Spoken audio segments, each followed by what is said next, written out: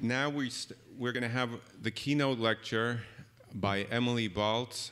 And before I talk about her, I'd like to say something about her, which is amongst the many qualities she has, she's a real storyteller, and I would rather read the first paragraph of what she wrote because she has a very eloquent way to explain things. Before I do that, just let me say, we are very happy she's here. She'll tell her own personal story, but she lives in New York. She's from other parts of the country and the world. And in my view, beyond the fame, she's a very well-known person. I just think she's made tremendous contributions to food design and looking at food design. I'm sorry, I'm missing the word in English. Diseminado, unfolded, the different disciplines that converge in food design: photography, storytelling, gastronomy, performances. Emily is very strong and well known in these fields, and she's found these interests converge in what we're all agreed to call food design here, and she's come to show her work. So as she says, Emily believes in feeling. She's an artist, designer, and educator who works at the intersection of food and performance to create stories we can feel. She has omnivorously trained in diverse mediums of storytelling, from modern dance to screenwriting, photography, and industrial design. She holds a BA in film studies from Vassar College and a master's in industrial design from Pratt Institute. This is a short version of Emily. Let's let her tell the real one. Thank you. Just one more thing. It's going to be about 30 minutes, however much time she needs, and there'll be space for questions and answers after that. Thank you, Pedro. Can everyone hear me? Yeah. First of all, I actually find it quite strange that I am giving this keynote lecture because, as you heard from that brief paragraph, I probably have done everything that shouldn't, wouldn't, or couldn't lead to design in my mind. I first trained in screenwriting, as Pedro said, contemporary dance, worked as a photographer, restored a medieval chateau, worked as a waitress, a nanny. I've done a lot of different things, designed a baby stroller in the middle of all of that. But what I want to talk to you about this afternoon is actually this statement up here on the screen. And that, for me, is the root of what drew me to the practice of design. Because going through many different chapters in my life, many different professions and relationships, really what I found in design was a space and a portal of possibility and of discovery. And I think a lot of the conversations today and over the course of these days actually really touch on that and how we start to codify and create a structure for possibility that can lead to change in lives all around the world.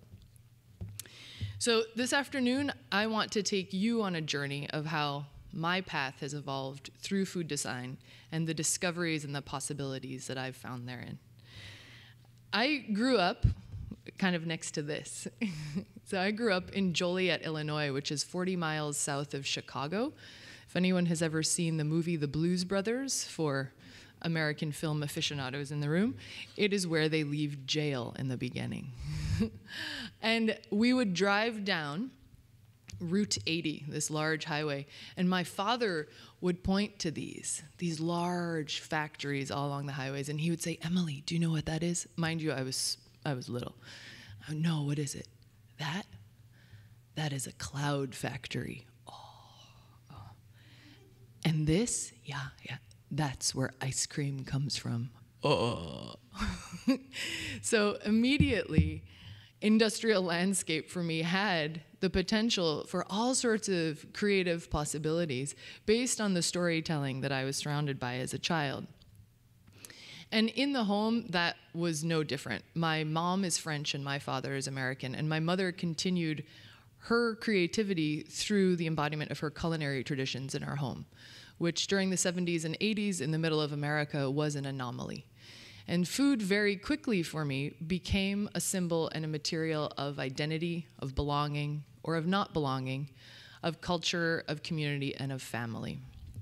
And I think that duality for me continued. We would go to France in the summers and meet my French grandparents who were really obsessed with educating their heathen American grandchildren in culture, which meant that we ate. And through those processes, we actually discovered new worlds through food. And we didn't just think about new worlds, we didn't just see new worlds, we actually tasted and heard them and smelled them and touched them. So for me, food has always been a very full body, and now with the multisensory lexicon that we have, I think, a very round discovery into new places, both outside of us and within us. And through that medium, I think we have an incredible opportunity to transform the everyday into the exceptional, because food is the reason that we are all here today. It is something that gives us life, that we participate in perhaps once, twice, 3, 4 times a day, depending on who we are. So it becomes not only, I think, the fabric of our being, but also sort of the muscle memory of our consumption and our being. And with that interest, and with the interest in storytelling, which you can tell I grew up around and still have a great love of this day, I then decided to embark on my own path of how I could help transform the world. And I went to college, as one does, and I studied their screenwriting and contemporary dance. I'd always danced ever since I was little. You know, I tried to find the picture of me in the tutu that I think everybody laughs at, but... And what I loved about both of these mediums was that there were vehicles of verbal and visual and also bodily storytelling. So I could, with this duality, actually create and feel stories around me. And something happened within these years in college. As I was studying and discovering more of myself, I ended up joining a dance company, simultaneously lost family members, started to feel very isolated, and developed an eating disorder. And throughout that process, it took me many years to get back to a place of self, as I really struggled fundamentally with what food meant. Food had been, as I said, this portal for discovery, a space of joy and of possibility. And suddenly now it was a space of constraints, of control. Something that was good became something that was bad. And that, I think, is a piece that many people carry with them throughout their lives. And I carried that for about 5 years until I discovered something called industrial design. And I went to Pratt. And I actually was supposed to go to interior design school. I applied to Pratt Institute, and I went to the interior design department, and the elevator went the wrong way. If anyone has ever been to Pratt, this kind of happens with that elevator. And the accident of going wrong way, going up instead of down, landed me on this floor called industrial design. And I'd never seen such a thing before. Here they were making boots that went to the moon and hair dryers that could fly. And there was all of this imagination and invention that was happening and spaces of possibility. And something deep within my gut said, this is for you. And so I applied to industrial design, got rejected because I couldn't draw or make models, took continuing education, got in. And that actually set me on a path to where I stand today. And I had the great chance within my years at Pratt to study with Alan Chachanoff, who has now gone on to found the School of Visual Arts Products of Design MFA. And through Alan, what I discovered was his perspective on design, which was very much beyond the object, which had to do with systems and consequences and interventions and negotiations, and actually showed me that design didn't just have to be a thing, but it could actually be a way. And it could be a way of life.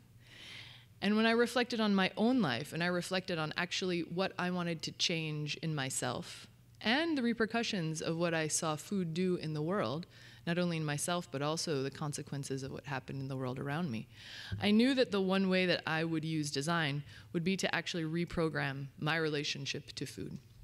And to take this process and to take this structure and start to reorganize the way that I looked at food, the way that I experienced food, and also the way I thought about food. Because I think that fundamentally design is about human behavior, and that is what we're all fascinated with. Every designer I speak to at heart really is interested in like why you do the thing that you do or why you do the thing that you do, right? We love to sit around and look at people and observe them and think about them. And that's what I was interested in doing.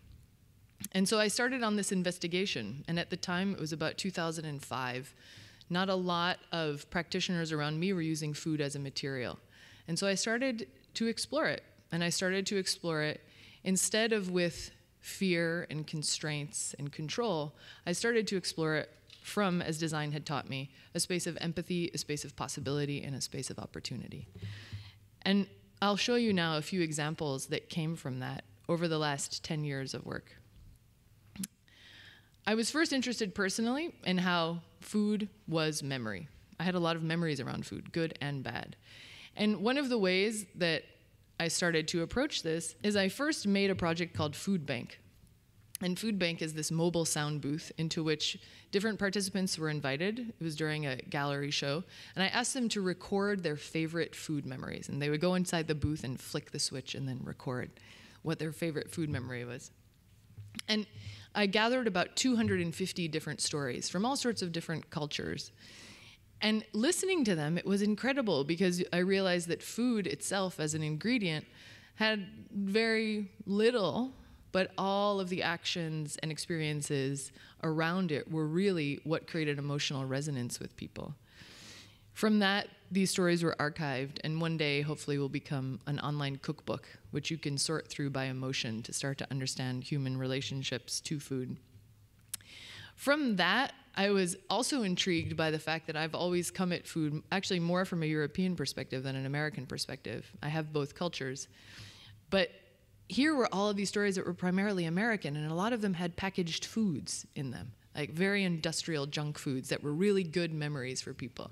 And I remember sitting as a child and not being able to eat things like Twinkies or Wonder Bread or all of these things that in so many ways are American cuisine. And I decided, well, what if I remixed that? What if I thought of these memories and actually started to recreate my own rituals? So I embarked on a project that had to do with this very food stuff, junk food. And in my mind, kind of the things dreams were made of as a child. And I developed a series of recipes that used gastronomic recipes I had grown up with as a child and remade them using only American junk food. So really it was a material exploration. And that was transformed into a book called Junk Foodie: 51 Delicious Recipes for the Lowbrow Gourmand. In no way suggested to be healthy, but in every way a portal for creativity and for cultural transformation. And the book itself is divided into 4 sections. There are amuse-bouche, little lunches, dinners, breakfast, and cocktails. And through that process, I developed a whole series of techniques such as the smash, where you can make a little hole in the top of a chip bag and squish it together and make powder, all the way down to discovering that the jelly belly, which is a jelly bean, is really the bouillon cube of junk food. Flavors you cannot find anywhere else, you can find in jelly bellies. So that was the savior for many of these. And an example of this is something called, one of my favorites, the Twinkie Napoleon. So you know the Napoleon is a French puff pastry made of puff pastry and pastry cream. And surprisingly enough, Twinkies and potato chips do a very good job of recreating the same taste experience. You simply slice the Twinkie in half, you reserve the cream, and then the cake of the Twinkie, due to the emulsifiers in it, very easily gets reconstituted into dough. And so you can squish it in, roll it very thin, smash some potato chips, layer, add cream, repeat. And what you get is really this like crunchy, sweet, salty, gooey, Napoleon-esque taste in your mouth, recreated through the materials of America. I went on to make things such as the very berry jelly belly clafoutis, made of an Utz pie crust and Jell-O pudding snacks. And next to that is the circus peanut hareng, which is circus peanuts in the inside of a Mounds bar mixed with Fun Dip. Now, all of this, in many ways, is totally absurd, and also, though, highly delightful. And this is something that I think about a lot in terms of the way that we approach our food systems, is that human delight and human desire is actually what motivates us to do things. And so I took Junk Foodie on the road and made recipes with different groups and communities and asked everybody to reimagine the kind of most banal and terrible, let's say, food through creativity. And what happened through that is that I realized that an incredibly important consequence of food was that it created community, as we all know. And one of the projects that address this in my work is a project called What Happens When. What Happens When was one of the early pop-up restaurants in New York City that was located in Soho. And What Happens When was a collaboration between the interior designer and artist Ella Kunos de Vos and the chef John Fraser, who presently cooks at Narcissa, and myself. And we had this idea. John came to us and said, I really am tired of being in the kitchen. I'm tired of doing the same thing every day, all the time. And I want to do something that changes. And so we came up with this idea of what would happen if we started to address food as an experience, not just as an ingredient, not just as a restaurant, not just as a plate. How could we look beyond the walls of the kitchen and start to design food experience? And so we came up with this idea called What Happens When, that was a temporary restaurant to live for 9 months. And every month was to be a new theme. So this logo here that I developed, you see a system of iconography, 9 icons. Every 30 days, the restaurant would change theme. It would also then change menu, soundtrack, and interior design. Probably one of the hardest design charrettes ever one could invent for themselves. That was funded on Kickstarter. It was one of the early Kickstarter food projects. And we also asked patrons, so the community, to not only support us financially, but to also support us creatively. And we asked for different thematic suggestions. So the idea was to look beyond and start to think of how can community also influence the creative process in food. The result of that was actually 5 months.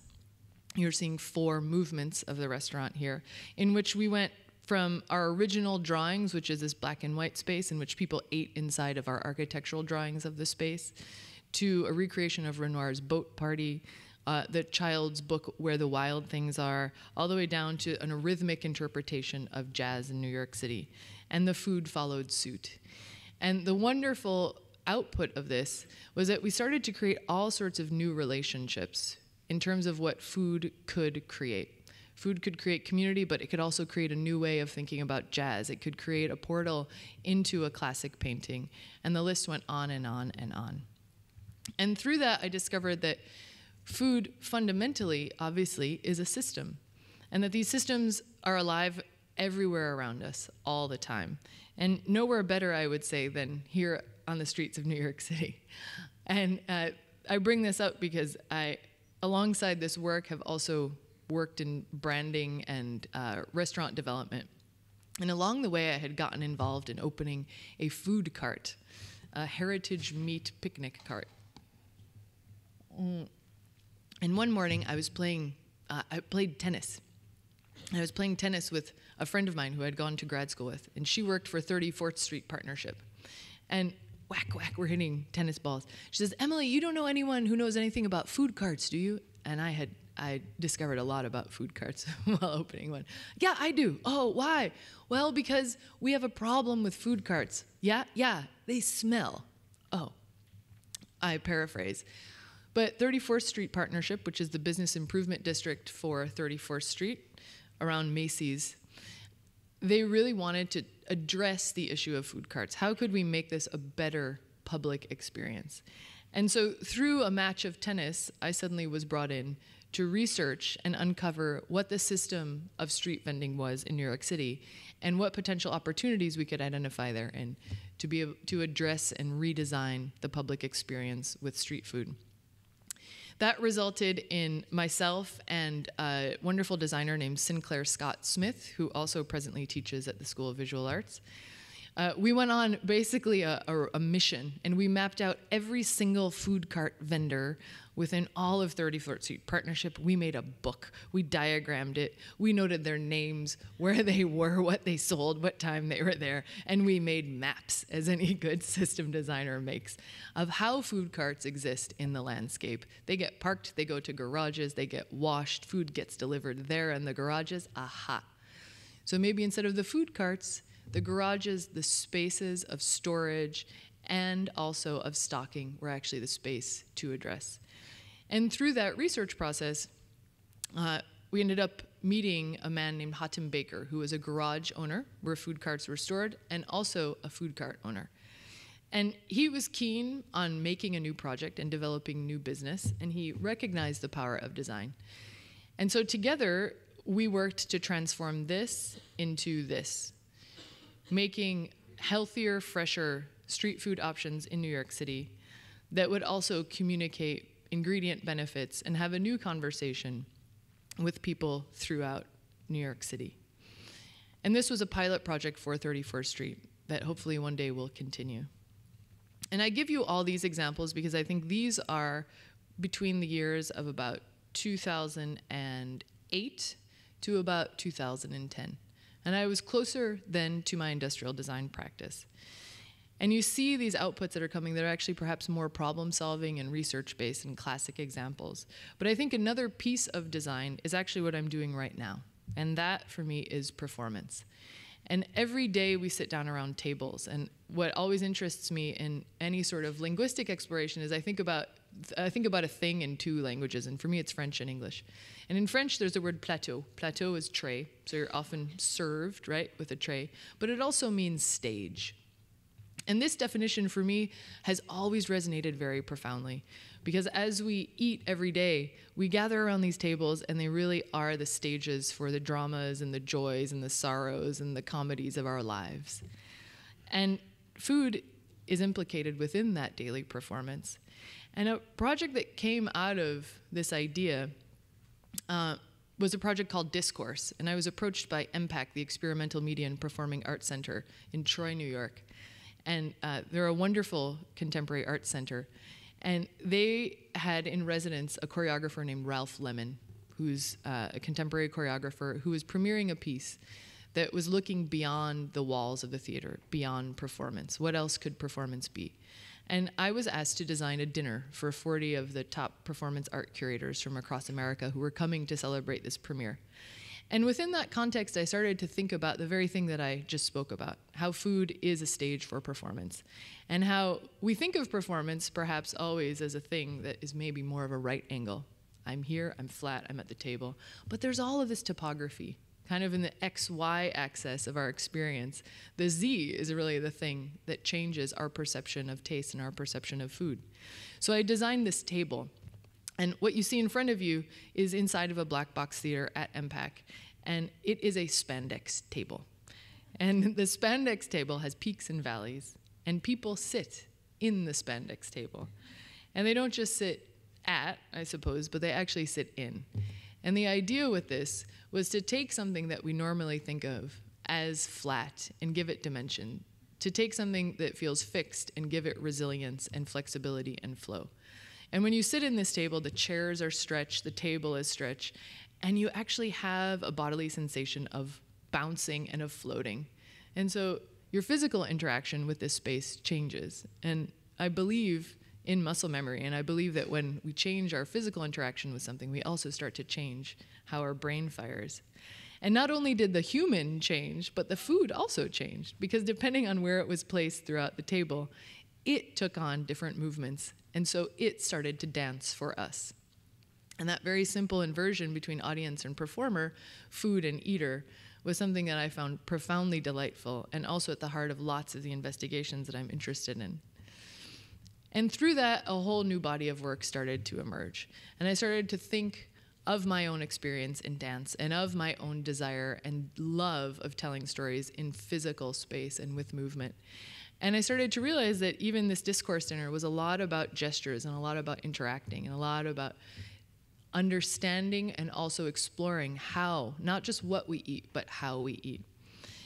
And since the dawn of our species, we've eaten, and we've often eaten with our hands. Cultures have all sorts of codifications even around how to eat with their hands. And I wanted to explore this and offer this specifically in a Western context to give people the chance to experience and actually touch and feel something that was different than the everyday right angle fork to mouth experience. And this is a dinner that I called Traces, and it's eaten completely with your hands. And the idea is that it's served on a white canvas, and the guests sit down. Often, I've now done this several times, once with Andrew Gearson, chef of Brooklyn Brewery, who's here tonight. And the idea with Traces is that you're we're faced with a canvas, a blank canvas, and the food is served on it. And sometimes the food is even served on you. And this is specifically the introduction for it, is that sauce is dribbled over everyone's hands. They're asked to sit like this. And when something is stuck on both your hands, what can you do? So you have all of these people sitting around this table suddenly licking their hands. Oh, how horrible. And yet, what happens is interaction now is open. Permission is granted, and people start to eat. And with traces, the goal of it is to create traces of our conversations, traces of our consumption, that then end in an abstract tableau, that we can start to see and understand our own movements. And through that, and a lot of these, and I've continued to work as a photographer, so all the imagery here that you see is mine. And something I've always been interested in is how do we capture that feeling? And I think food is fascinating because it's ephemeral and it's improvisational and it's volatile. But in that space, it also is quite emotional. And I often struggle with what it means to be a human, and I think I often struggle with what it means to be a human because we are emotional beings. And food really is a portal for a feeling. And it's one of the most fascinating things that I could ever dream of continuing to explore is why do we feel the way that we do? Why do our feelings affect how we move through the world? And one, I think, of the most elusive emotions that we often struggle with is the emotion of love. And at the time that I was doing these different dinners, I also had been hired by the Museum of Sex in New York to develop an aphrodisiac bar for them. And while researching aphrodisia and going deep into history, I started to come across the same stories, as we all know, stories of Casanova, stories of Montezuma, but there were no new stories that codified desire, that codified, even better, love. And I thought, well, what if we started to think of the stories that we're telling today? So what are these stories, not just of aphrodisia and aphrodisiacs, of desire, but actually of love, which I think is a rounder concept. So I invited 15 different chefs and bartenders to create what their interpretation of love was through food or drink. And the output of that was a book called Love, the Love Food Book. It's published in French, which with a bit of a salacious subtitle, Le Libertinage Gourmand.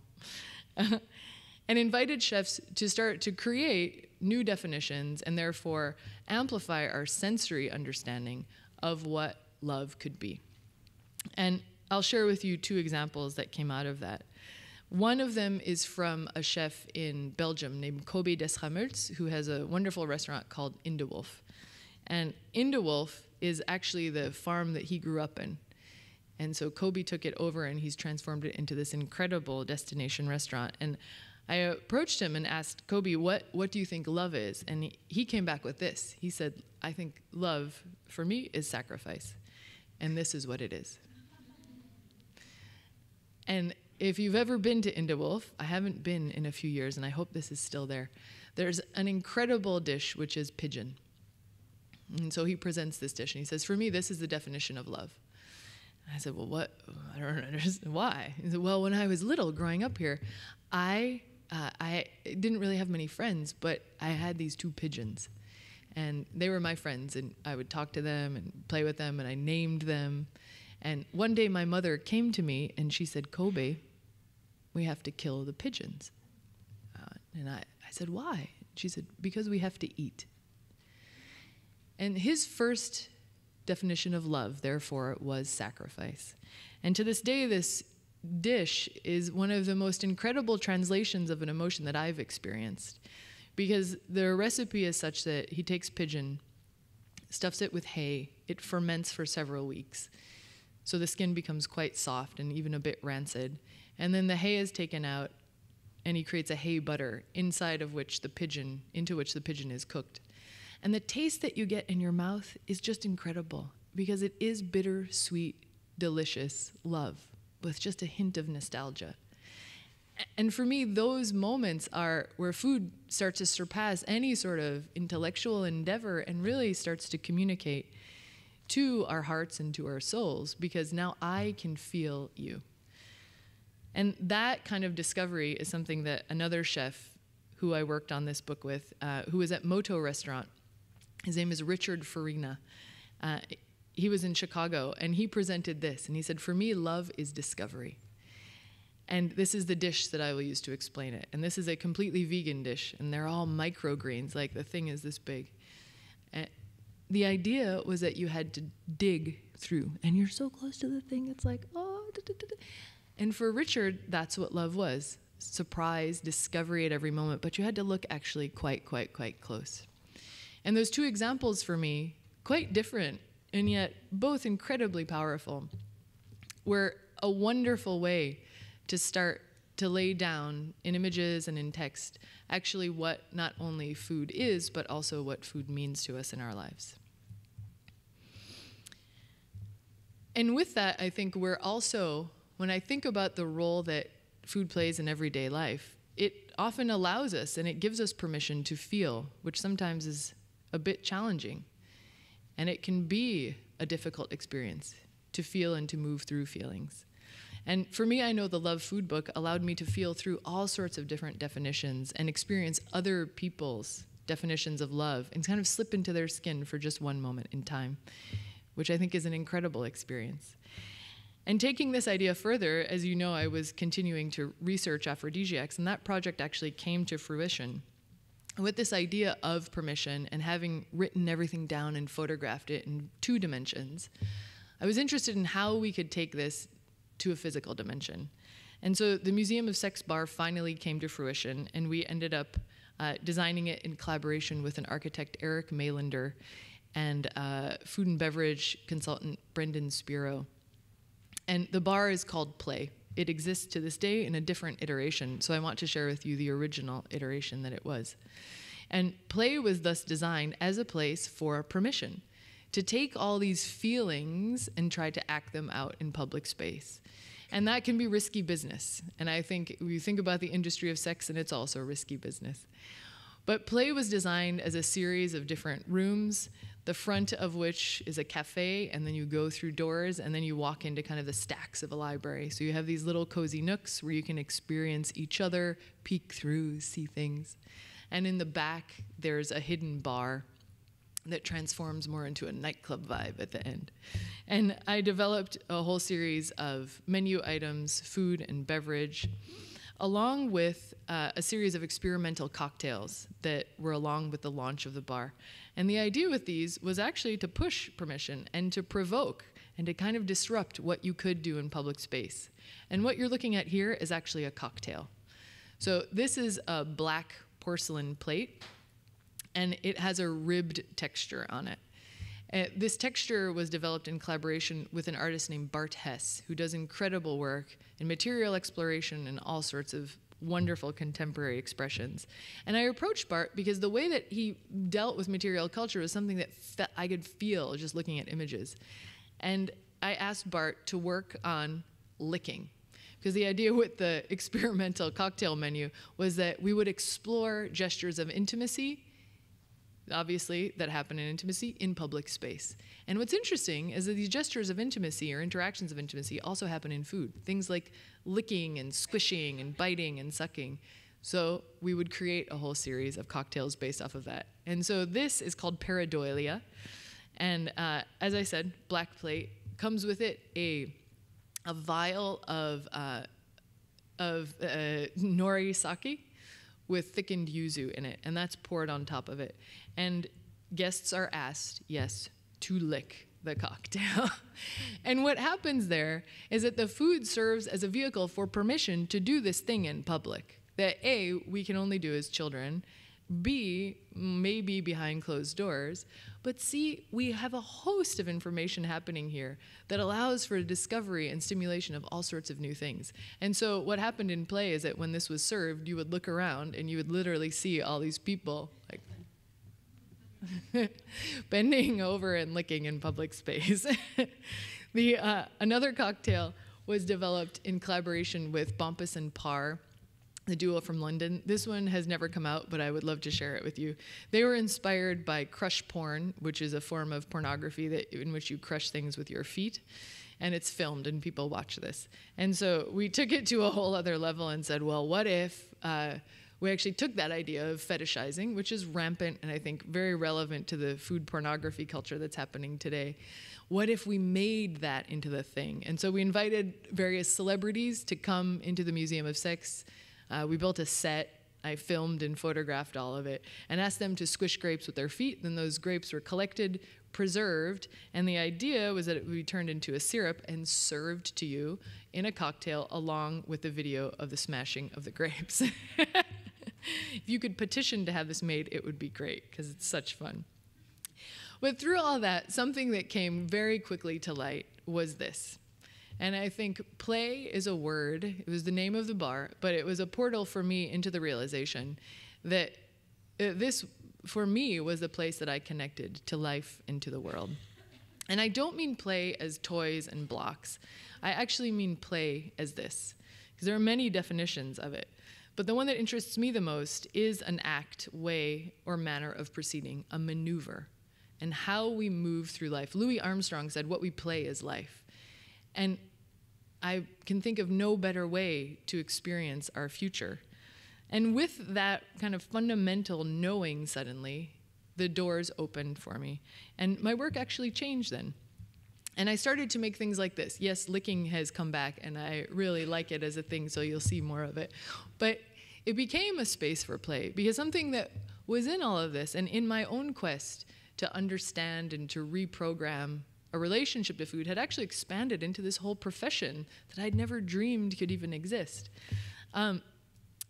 was a sense of the child's mind and of returning to that space. And developmentally, we know this, children go through sort of isolated sensory experiences until they're about 12, which is when they actually start stitching the world together as adults. And sometimes due to that, we may not know where things are coming from because they're all in the mix. And this is a project that started to explore that sense of childlike wonder in the world. And it's a project called Lickestra. And Lickestra is exactly what it sounds like. It's a licking ice cream orchestra. This is developed in collaboration with an artist and designer, Carla Diana, during a residency at the Visible Futures Lab. And Carla and I sat for a few months and said, well, what do we want to make together? She can make all sorts of technology happen. I can make all sorts of food happen. And we settled on the fact that the most fun thing we could do together was play, and we had always wanted a band. So we made one.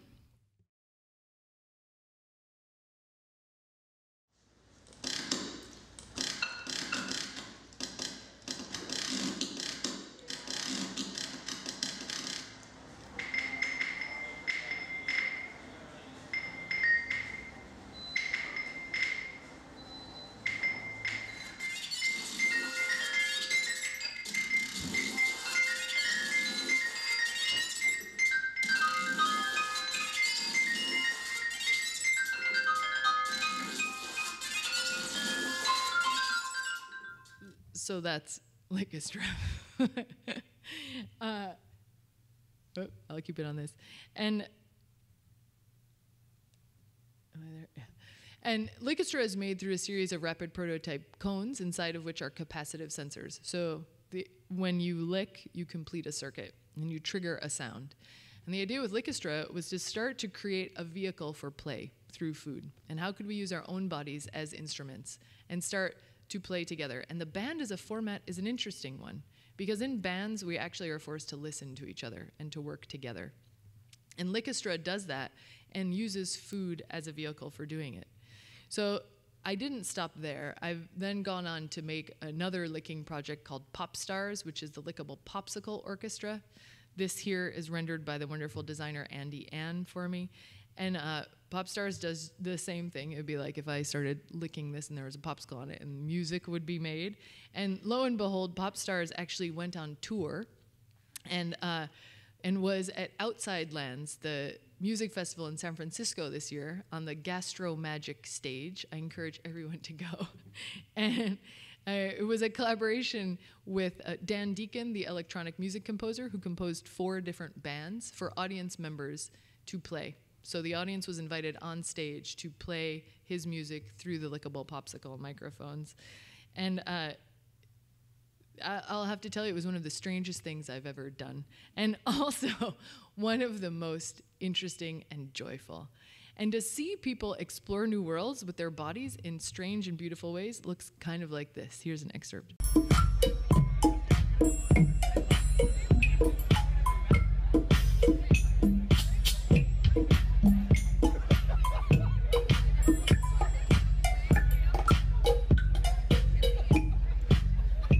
You can tell that one guy figured out you could also tap it with your finger and make it play. And what that did is something that I've always been interested in, is inversing the relationship between an audience and performer, where the audience gets to come on stage and start to feel and deliver the experience. Another project that touches on this is a recent project called the Cotton Candy Theremin, which I developed in collaboration with Philip Sears-Zega, who's an incredible artist and designer himself. We developed this during our time at New Ink, the New Museum's incubator last year, where I was in community there. And Phil and I both discovered a joy of childlike wonder in our creativity. And I'd always had this idea of making a cotton candy theremin. It feels right. So we designed it, and you end up spinning cotton candy. Music is made, and then you see visuals are also triggered. So you start to spin a whole world. And within that, you start to rediscover, in a sense, pun intended, that an entire new world can possibly exist, because these things that don't go together suddenly go together. And I'll leave you with a last project that really explores that. And this is a project called Circuit of the Senses. It was developed at the Bemis Center for Contemporary Arts last fall and commissioned by Amanda McDonald Crowley, the artistic director there at the time. And mind you, I should also slide in, my mother was a Montessori teacher, so it might all make sense now. But the discovery of sensory exploration and of tactile experience is something that actually really influenced and has influenced my world to this day. And when I went to Bemis, I was commissioned to design their gala fundraising dinner.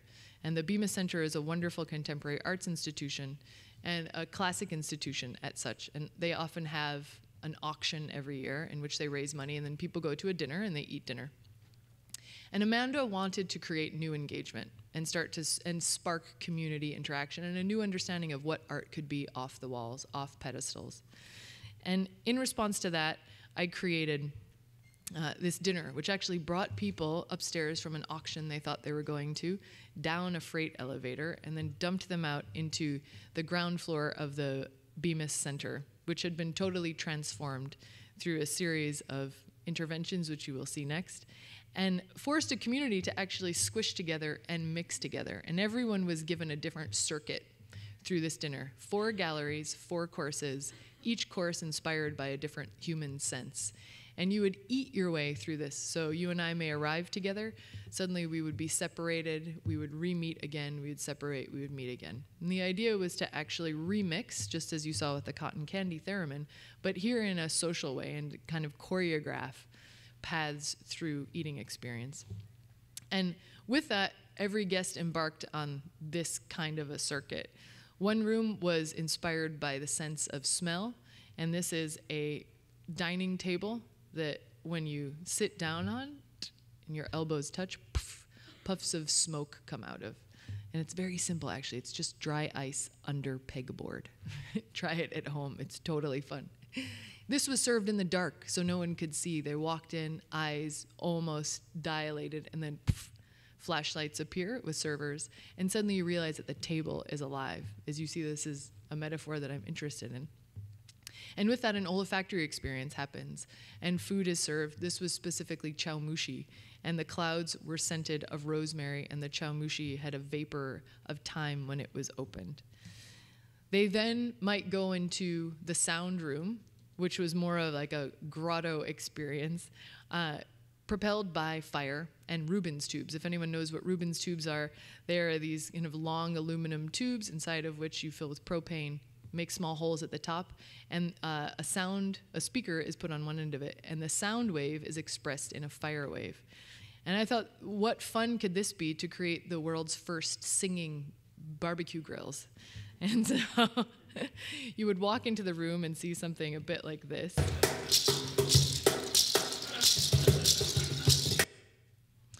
And then you would get to roast marshmallows and hot dogs and eat them, which was actually a great combination. Don't be afraid of trying it at home.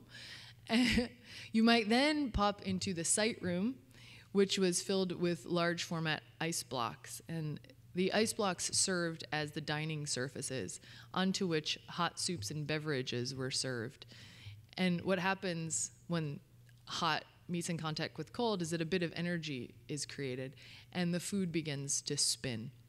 And so your visual relationship, not only is the table transparent, something that is solid is actually liquid, something that is hot is on top of cold, but you start to see through your food in a totally different way. And then we would end perhaps with the touch room, and it looks just like what it was.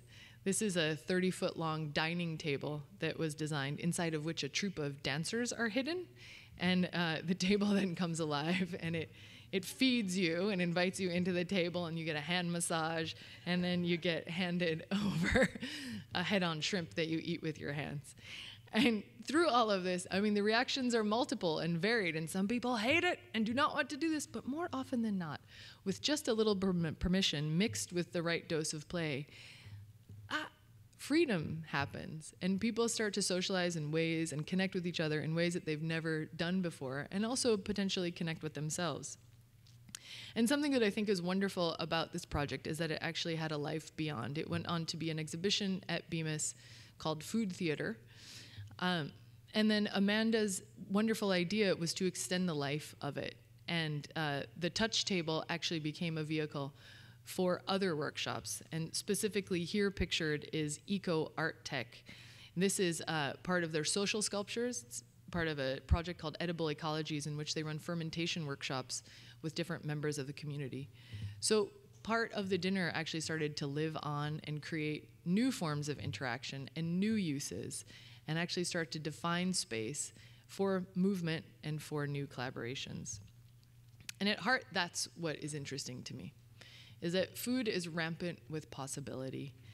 It has the potential to change our communities, it has the potential to change our culture, our world, for better or for worse, along with ourselves.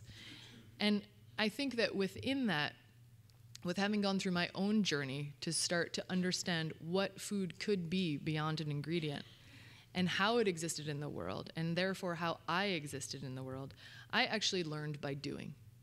And when we talk about food design, we talk about food design in the context of education, when we talk about it in terms of the proliferation, is that one thing that I would insist on is that we must do, and we must mix this doing with our thinking.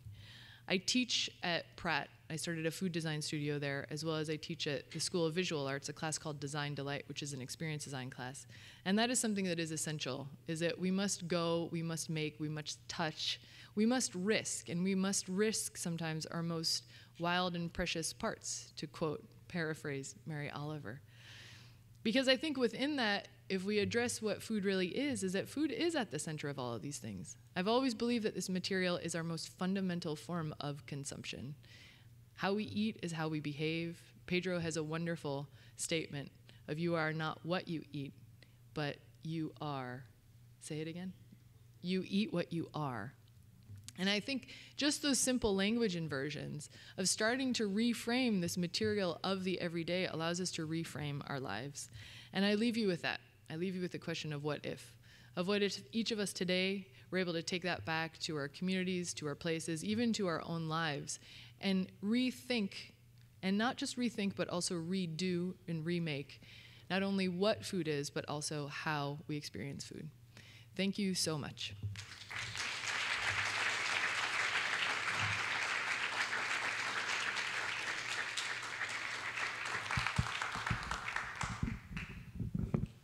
Emily, thank you so much. It's hard to talk after your story. We could take a couple questions. We're a little bit over time. We do have a 2-hour reception afterwards, right here, right, Fabio? Where we could continue the conversation. But let's take at least 1 or 2 questions, and then we'd like to tell you a bit about FDNA, which Emily is a big part of. So let's see what's out there. It's on? Oh, cool. So what if someone actually gave you a time machine and you actually ended up on the interior design department? How do you think that would have changed you trying to connect food with what were you doing? Such a good question, the parallel life of Emily Baltz, which probably exists, right? You know, I would think that, here's what I would hope, because I don't know. I don't know. The world is gray. That's why I wear gray all the time. I would hope that context would just reframe the question. And I would hope that that's probably what everyone here is doing, is that I'm not sure if I found food. I kind of think food found me. And being a vehicle for that in the world, it just so happened that I ended up in the world of product because this composition of cells and chemistry said yes, or maybe some loophole in the universe went up instead of down. I don't know. But I do know that I think it's a great example of how we can approach food design, food experience, food art, however you want to call it, is that had I ended up in interior design, maybe restaurants would look a lot different. Maybe they would not exist. Maybe I would have started to think about walls in a different way. You know, there could be a host of other vocabularies that come out of that. But I do hope that I still would have done what I did and what I've done. Maybe I'm indirectly trying to ask you what you're going to do next. Yes. Well, part of what I'm going to do next is what I'll share next. And then I really want to make a food theater because I love the stories of our lives that are told every day around our meals, around these rituals. And I also, you know, I actually don't think of myself as a designer in a classic way. I'm probably more of an artist now than ever before. But I think the thing that stitches us together is our desire to tell stories and create new stories in the world. And I really want to be able to do that. And I want to tell stories that we can feel, that are full-bodied, that we connect with each other, because I can think of no better way to spend the rest of this life. Hi. Of all your experiences, and with your experience on food, which will you say it's like the complementary sense to flavor, if you have to choose one? Like what, like sound makes flavor taste more? Is that what you mean in a cross-modal way? Yeah. Yeah. If you will have to choose one of the senses that complements the flavor of a food, which one would you choose? Sorry. No, that's an impossible question. I sort of feel like every person they have their own way of learning in the world, and their way of understanding in the world. So I think the question that I would say is that what speaks to me the most? And that's hard because I have synesthesia, so it's kind of happens all the time. I would say that for me, probably sound for me is the one that is most powerful because I think it's actually the least explored properly. And I don't think my explorations are proper explorations. These are not scientific endeavors that I'm after. But I think that sound has incredible potential that is untapped. And because I think scent, we have an understanding of, sight, obviously, texture as well. But sound and texture and touch for me are two probably of the senses that have the most potential and the most power to change the way that we experience flavor.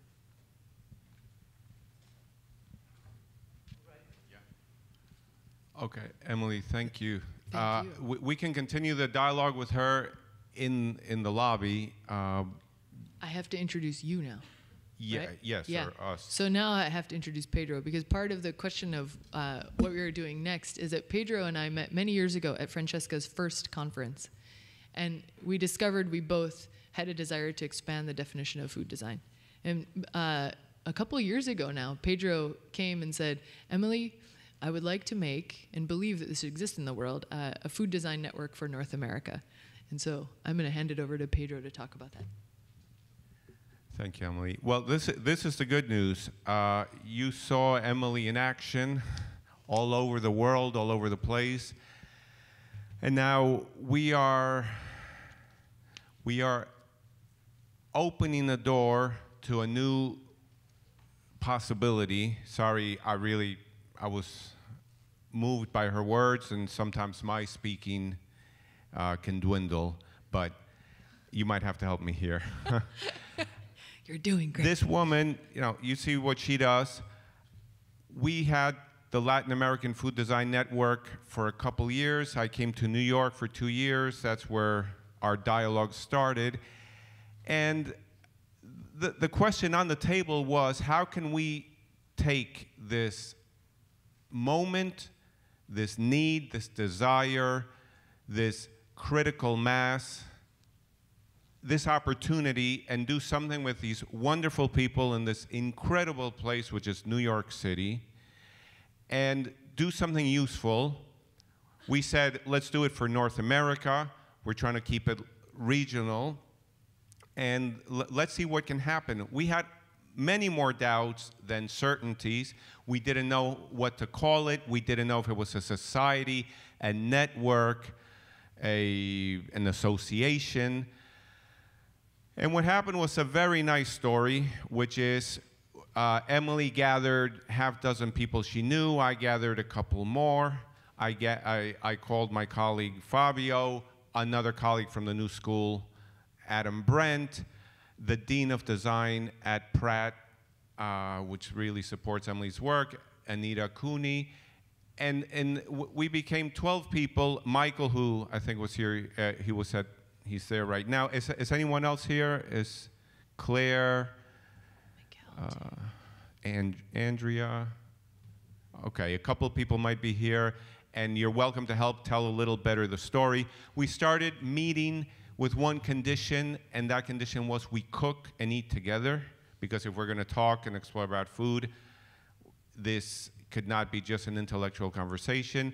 I think we had a sequence of 5 or 6 dinners. One very notable one was here at the New School with a lot of help from Michael. We have pictures of that. It was a live table with grass growing on the table and other plants, and we ate off the table. We played. We did a lot of the things actually that Emily showed in her work happened at that dinner. We had a series of dinners, each one bringing us closer. And we just said, we have enough energy to make it to November 2015. Put up a website, a beta website 1.0. There it is, fdna.org. And let's just open that door, open that possibility, and see what happens. We're not very sure of anything, except there's a lot to talk about, there's a lot to do, a lot of people that want to do things. And for this next stage, at least we have Emily leading whatever form and format this might take. I think in the next month or so, a lot of new people and a lot of possibilities are going to become concrete, and we'll see what we can actually do. But as of now, the door is open. There's a very simple procedure to become a member. You just put your name, your email, and send it. There's no money involved. We don't know how this is going to be sustainable. We don't know how it's going to become effective, but we do know we wanted and we're able to do this. Thank you to everyone who's part of this founding group. And thank you for all the new people that are going to come on and help us. Josh is there somewhere. He's going to share some great ideas tomorrow, I think, with us.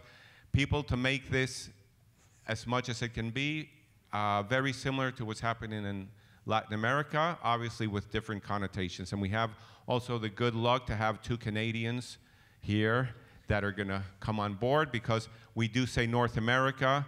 We are not calling it, this is not United States. We're including Canada. Mexico is part of Latin America, even though technically it's North America, but it doesn't matter. We're good. It's confusing enough already, so we're happy as it is. Maybe Emily could expand on that, and Fabio, please, has played a big role in giving us a New School as an institutional support. If you could add whatever you'd like. Thank you. No, this is a very interesting moment. As Pedro and Emily said, you know, it's happening, it's open. We hope it becomes sort of the center for a network, for connecting people, and maybe from there new ideas will come, and then we'll figure it out how we'll continue, because there are practicalities, logistics, and all of that. But for us, it was important to sort of make it public today on this occasion, and well, I think that's all we need now. We need also your participation. If anybody's interested, as Pedro said, just let us know, and we'll create activities and reflections. Hopefully, we'll become the center for something very, very lively. And I think you want to add something to this? No, you should send us your emails. I think that's what the call to action is. Yeah. Perfect. Yeah, and I think thank you to Fabio and to Pedro, because part of the, I know that as a creative, part of what is attractive about this idea is to have a network of support and a community of action, because it's a question that perhaps is eternal, and hopefully we'll never find the answer of what food design is. But in the meantime, a lot of explorations and a lot of definitions and a lot of new understandings can come through that. And I think Food Design North America is hopefully a platform and a container for those activities. And we would love to try to define what that means altogether. So we invite you to join us. That's it. One more thing. I'd like to invite Sonia to come up and say a couple words. In alliance with what we've done here, what we're about to do, there's some good news that I think I'm encouraging her to share it. I think it's important that it becomes public, and this is a very happy forum to do. Come on up. We didn't want to say anything, but I think it's the time, and I want to thank them, because honestly they were a great inspiration for us too, because we're going to open in the European one. We think that culturally it's actually very important to, and it's actually very clear from conferences like the one that we did in Milan, and this one, to see how much the culture is impacting on the way of doing food design. So we do have 10 members, founding members already part of, and we're going to launch it with a website as well. It takes time. We know from their previous experience in Latin America as well in North America that it takes time, but the same actually is the goal that we do have, and let's see what we can do. Also connecting the 3 different kind of network would be great. That's very good news. That's very good news. Sonia, I'm glad you guys got the courage and the strength to do that. You're going to need a lot of dinners, a lot of wine. And so these are the founding members here, and let's hope we're a lot more. So beautiful timing to launch this news, and I think we feel part of that. And again, thank you, Emily, and Fabio, and thank you everyone for sharing this conversation, and we'll take it with wine and food over the next 2 hours.